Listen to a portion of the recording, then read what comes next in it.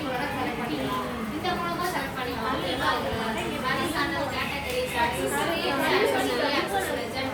Legend அந்த இருக்குல்லையா, என்ன கலர்ஸ்ல நம்ம கேட்டகரிஸ் என்ன கொடுத்துருக்கோம், சீரிஸ் 1 சீரிஸ் 2 இதெல்லாம் லெஜெண்ட்ல வரும். ஃபிளாட் ஏரியானா இந்த சைடு பேக்ரவுண்ட் இருக்குல்ல அதான் ஃபிளாட் ஏரியா.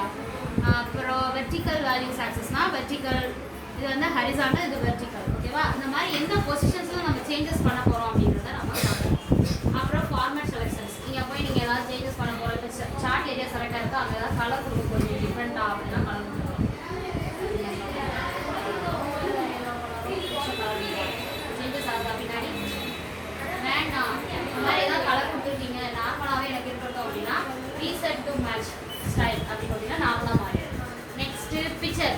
ஸோ பிக்சர் எதுவும் வைக்க போகிறீங்கன்னா பிக்சர் வச்சுக்கலாம். ஷேப் ஏதாவது வரைஞ்சி அந்த ஷார்ட் பற்றி டீட்டெயிலாக எழுதுறீங்க அப்படின்னா ஷேப் வச்சுக்கலாம். நெக்ஸ்ட் ட்ரா டெக்ஸ்ட் பாக்ஸ் ஏதாவது வரைஞ்சி